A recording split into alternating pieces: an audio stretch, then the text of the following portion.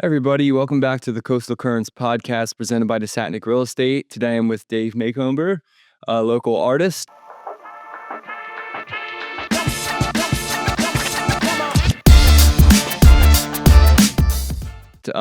Dave, let me just start out with your story a little bit. Yeah. Thanks for having me on here. It's really cool to, just kind of be here, and it's kind of a unique opportunity. So yeah, thanks for giving me a chance to share. So how did you get started? I read on your website, you said that you had failed art class in high school and now you're a professional artist. Yeah. It's pretty funny that, so I guess being in high school, you tend to be pretty like rebellious anyway.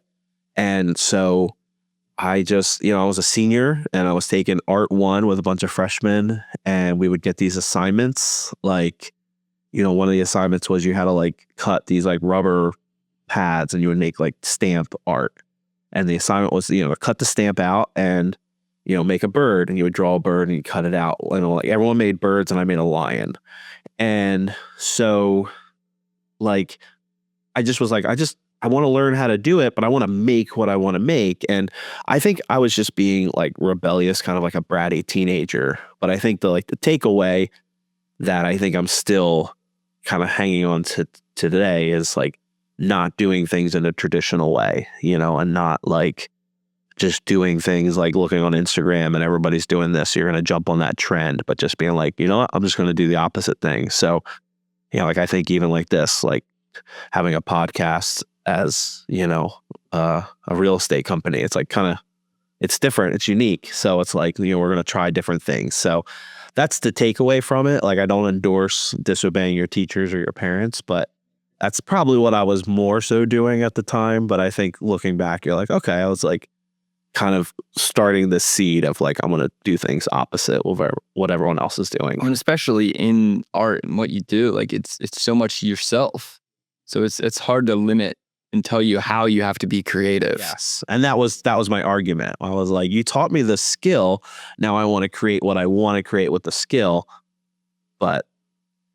And I've had conversations with my art teacher since as adults, and she swears I didn't fail, but I remember the story differently. That's great. So how did you go from like after high school? Where did you go to end up where you are today? Yeah. So when I graduated high school from Lower Cape May Regional, I went to Long Beach, California to go to a 2-year graphic design school. It was like a trade school for graphic arts. And after leaving there, I became a graphic designer and worked for like 10 years as a graphic designer, and just kind of got bored with sitting behind a computer. And one of my clients, and still one of my clients, is Maury's Pierce. And Jack Maury, who was an early mentor of mine creatively, he was like, hey, I like your graphic design, but I think you could probably paint that style, that kind of like loose, kind of grungy style on murals. And I'd like to hire you to paint this mural. And I'd never painted a mural before. So, but just kind of went for it, and he loved it. And it kind of like started me on that path of doing like murals and public art and getting more into painting and all that. So, yeah. And I just fell in love with being outside and, working with other people and, that just kind of got bit by that bug. But I still do graphic design and stuff like that. But that was kind of the change to be like, less graphic design, more art and murals. So a mural is obviously 50, 80 feet, big piece of art. How do you go about like planning and doing all of that? Yeah. So I think it's just, what is that saying? Like, how do you eat an elephant? Like one bite at a time. It's like the same type of thing. It's like trying not to be overwhelmed by the scope of the project, because you could like look at a blank wall that's 20 feet by 80 feet and think, oh my goodness, this is insane. But like if you just break it into daily, like I try to do kind of like every day a goal, and then break that into like 3-hour goals of like, this is what I'm gonna do in the morning, this is what I'm gonna do in the afternoon, like kind of do that. and it really helps. And that was what I did with that big mural with Maury's that first time, was like, I'm going to try to get this done this day. I'm going to try to get this done this day. But if you're like, I'm just going to show up, I think you kind of get crippled by like the enormity of the project.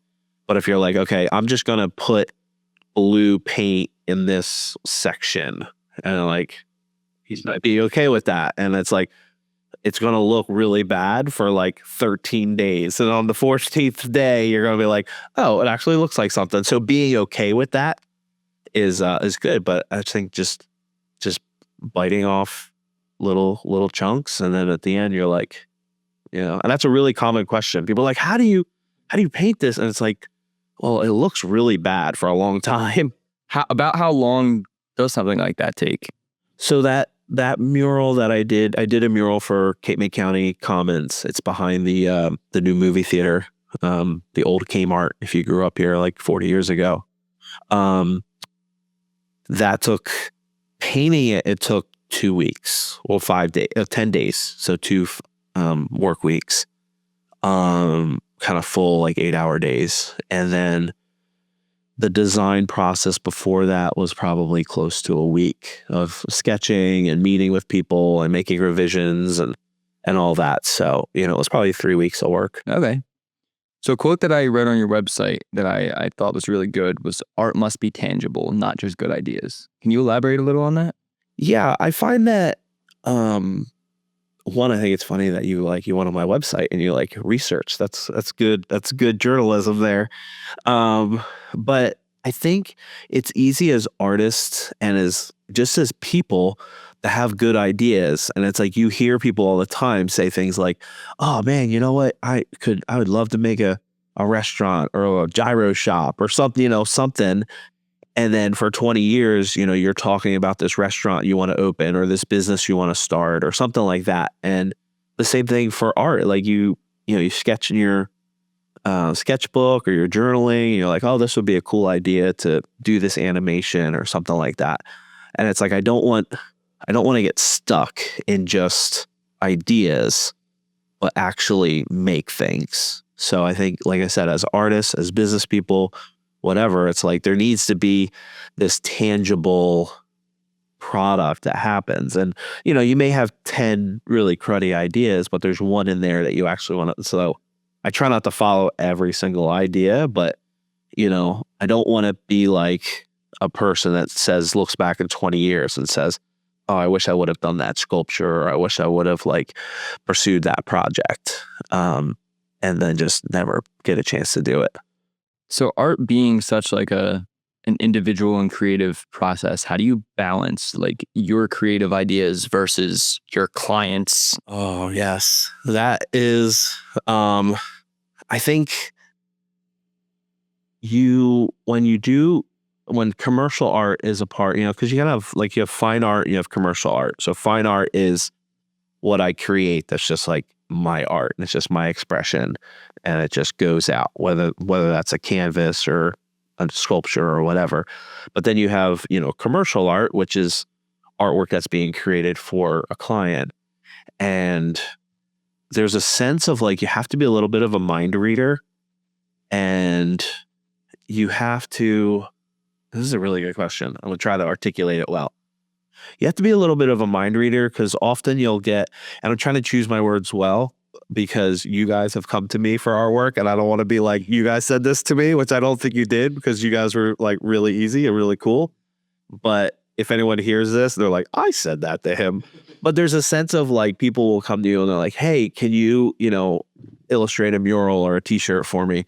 Just do your thing. I love your work. It's really cool. Just do your thing. And it's like, well, that's really broad, because I could like draw, I can take 10 hours to draw something, and you're like, well, not that, like, that's not cool. And, so it's like, there is a little bit of like knowing, and I think this comes with time, because I've been doing it so long. It's like asking the right questions. And one of the questions is, what don't you like? It's like, well, I don't like the color purple. You're like, okay, well, that's a good start. Don't put purple in it. Or, So it's like, what don't you like? Or can you show me an image from my Instagram of something that I did that you liked? And then it's like, okay, then start asking good questions to find out what that is. So there's a little bit of like, kind of like being an investigator or a mind reader to try to figure out, because most people will come and they're like, oh, we love your stuff, just make me a cool t-shirt. And it's like, so like you guys were like, we want it to be South Jersey, Philly and below. Like we want some key icons from Southern New Jersey. And you're like, okay, that gives me somewhere to, run with. So as much as it sounds like, I think people think they're doing you a favor by complimenting you and saying how much they love your work, it's helpful if you tell me a little bit more of what you want, because it's not doing me a favor if I draw for 10 hours and you go, I hate that, because I can't charge you for that. I mean, to be honest, like, it's like you can only really charge like the final product. So I'm trying to save time in that aspect as well. So I don't know if that answered that question, but I will say from our experience, I am not artistic. I'm not creative in any way. And I gave you a very rough idea and you did an amazing job. We really love the design. We got it on all of our shirts and everything. It turned out phenomenal. Yeah. Thank you very much. So yeah, so having some sort of like little direction, but again, I think that just comes with time. Like I've been doing it a while, I can kind of find out what people want. And so do you have any memorable reactions that you have when you've revealed your work? Oh man, that's really hard. I think I really like public artwork, when people will, pose in front of something that I painted and they like tag me on Instagram and you're like, wow, that's like pretty cool that like you liked my artwork so much that you would like pose with it. But then, when people buy a painting and they hang it in their house, like that's really like your home is a special place. It's your home. And if you're going to take something that I made and hang it on in your home, and you're going to look at it every day, like even if people don't like say a compliment, I think that's probably like the biggest compliment, is to like say like a piece of art that I was like at one point was like, this is cool, I'm going to paint this. I have this idea. I take time, I make it in my house, in my studio, and then you're going to give me money that you worked hard for every day to then hang that in your house to say like, I like this enough that I want to look at it every day and I want all my friends and family to see it. I think that's the compliment. Okay. We have these soundboards that you had did the artwork for, and I have to say, I love them. We have them in all of our offices, and just the vibe that they give off, they're very obviously local based, so a lot of the artwork has to do with stuff that we see. But I love your style, and I think it gives a positive vibe to the entire office. I really do enjoy it. Cool, thank you. That's a great compliment. You could say that compliment there is my favorite. So I did a little dive on your Instagram, and I'll pull up a picture here. You are quite the world traveler, and not just for vacations. It seems like you kind of have some sort of mission when you travel. Could you give a little bit of context to this picture here? Well, this picture actually was from a vacation. So I do a lot of traveling through my church. I do a lot of missions work in all around the world, which is really fun. But this picture was actually from a surf trip to Morocco, where I went with a bunch of friends and we lived in an RV and stuff like that. And we were there for, I think it was like a week. And yeah, that was a lot of fun. But yeah, the whole idea of, exploration and, seeing the world, that's, I talked about Jack Morey being a mentor of mine. I mean, that's something that he would always talk about in the wintertime, going in to different parts of the world and getting ideas and just experiencing the world and people and kind of being influenced by that. But yeah, I love traveling, and like I said, it's like the work I'm doing is through my church, so it's missions based. So it's usually like helping people or doing some sort of like work, and it's not like disconnected from people. Like I think it gives me an opportunity to connect the people more than just like, I mean, yeah, I've been on cruises before and stuff like that, but I'm not knocking that. But when you go somewhere and you're like doing something with the people in that culture, it's like, it's really cool because you like learn about the people. That kind of leads us right in. Do you want to give a little bit of context on this photo here? Wow. Yeah, that's I haven't seen that picture in a long time. You did a really deep dive to find that. And that was so my dad and I had gone to the Philippines to do some welding. My dad was a welder kind of on the side and taught me to weld. And so we did some work in the Philippines. This was probably 20 years ago. And did some welding, building a church and like a water tank, and then a couple years later. So that was a really special trip to do that with my dad, and my wife was there as well. But I worked kind of side by side with my dad welding, and that was a lot of fun. And then a couple of years later, a typhoon. It's the highest recorded. A typhoon is basically a hurricane, but in the southern hemisphere. The highest recorded winds for a typhoon to ever hit the Philippines and just like decimated, like steamrolled through areas of the Philippines. And it was like really, it was just really bad. And I think I was kind of watching it as you're watching the news and it's developing and they're saying this is going to be horrible. So even in that time, I just like had this like stirring of like, I need to go back. And so even like before it hit, I already started kind of like planning a trip to go back. And so using kind of my influence as, with social media and kind of the contacts that I had, I was able to raise enough money to go. And I think it was within like 4 days of it hitting, I was in the Philippines, worked with an organization called Waves for Water that they make water filtration systems. Because that was like the really big issue was because of this typhoon and because of the storm surges, it ruined the like any fresh water and all the infrastructure and all that. So the people like really needed water. So I think with the money we raised, I was able to take like 50 or 100 of these with me just in a duffel bag. And I went like by myself, which was like highly not advised. Like everyone told me not to do it. And again, like when you're younger, you have kids, you make really stupid things and you're kind of rebellious. So you're like, you don't know.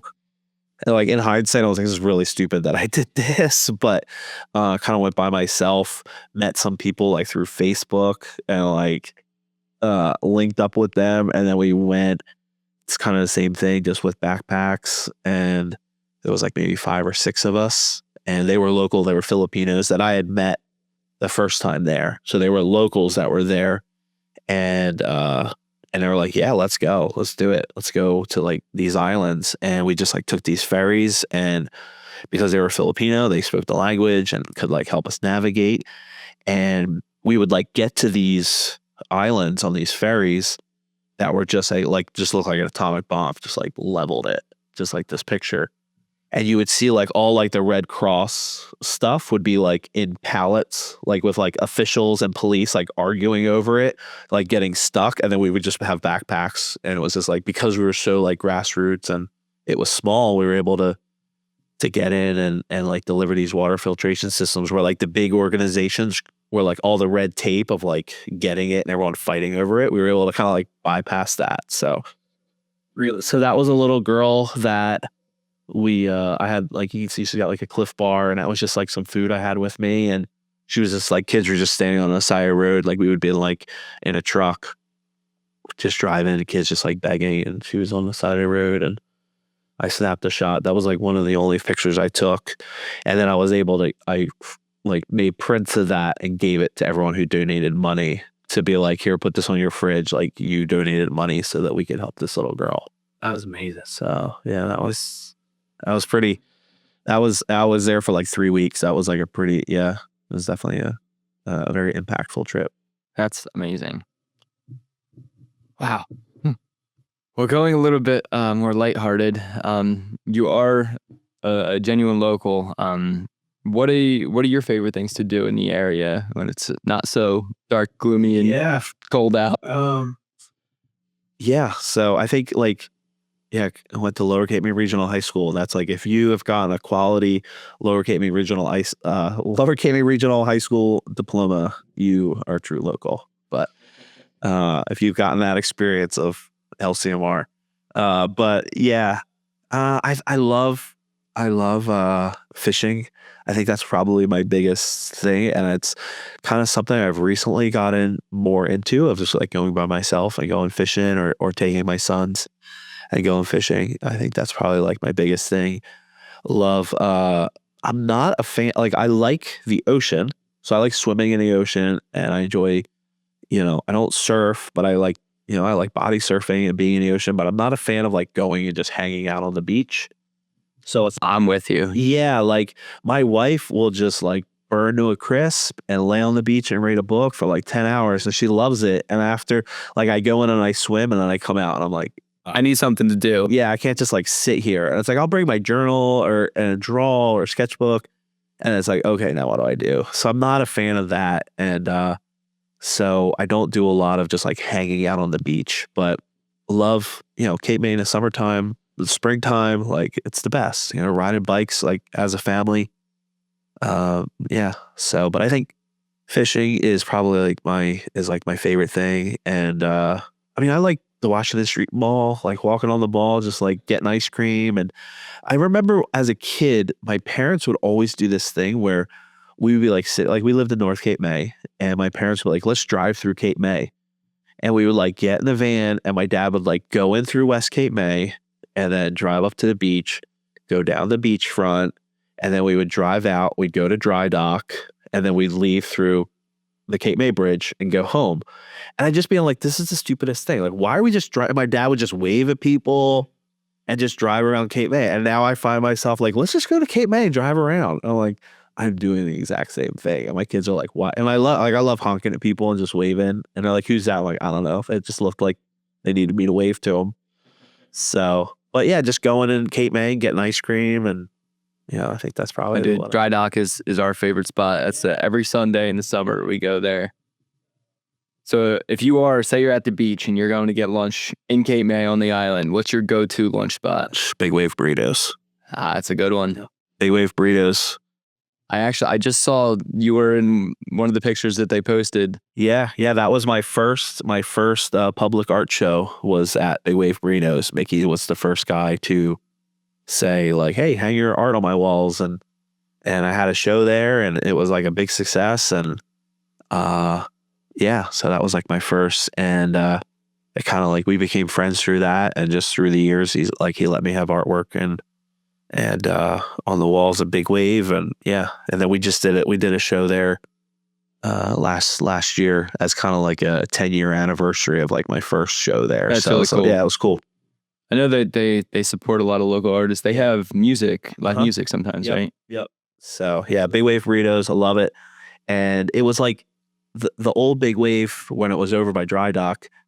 That was like, man, we would go there all the time because at the time, like our kids were young, and it was just like a cool place. You could just go and like you didn't care if they were like noisy because like the whole like atmosphere was pretty laid back. And so yeah, I mean we ate Big Wave all the time with the kids growing up. But now I just like it because the food's good and I like going there. And then King's ice cream, like right down the way. It's like you kind of hit two things at one shot. Perfect. Yeah. So I have a little bit of a question here. Personally, I found this picture of you doing the Escape Tape Triathlon. Wow. Yeah, that's a really old picture. So I'm actually doing it. There's no gray in my beard. It's just like, I didn't even know that was me. What year around was this? Well, I think they're in their 12th year, I think, because I designed the poster for their 10-year anniversary, and I think that was 2 years ago. So it was probably 12 years ago. It was the first Escape the Cape, and me and my wife did the triathlon, and my dad was actually the captain of the boat during the triathlon. So it was cool That is to really do cool. together. Yeah. So do you have any tips for me? I'm Do it prepared. your Yeah. first time? First time, Well, yeah. it's like 4 5 months away. You got plenty of time. Yeah. I've been swimming. Yeah, I think the big thing I would say is yes, is the swim. I think so for me, it was like swimming in pools and doing laps and like building up that endurance. But I think the biggest thing that people shocks people is swimming in open water with a wetsuit on, which I was used to because I was doing surf photography. So it was like it wasn't new to me. But, other people I was training with and with my wife and my cousin, and it was like actually going in the bay in June because the water's still really cold in June. Like people think like the temperature's warm, but the water's still really cold.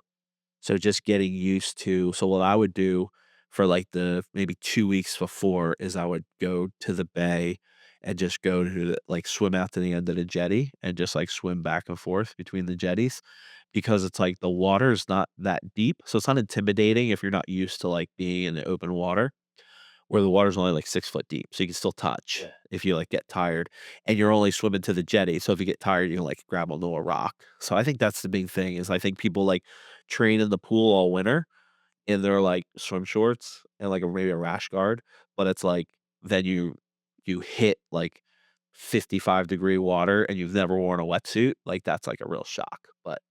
But jumping off the boat is the best. I love it. That was like That's all I'm looking forward to. jumping off the boat and then riding your bike like through North Cape May and West Cape May and like all the roads being shut down is really cool because you're like, this is my town. Like if you live here, it's like this is my town and I have it all to myself. Like I don't have to look out for cars and like people are like waving at you. I'm really excited. I grew up like right over the West Cape May Bridge in Lower Township. So my grandparents, my great grandparents, everybody will be able to come to the end of the street and see it. So it'll be really cool. Yeah, that's a highlight Um, for sure. but yeah, I love the art that you did for it. They had the big photo op with it. It looked amazing. Oh, thank you.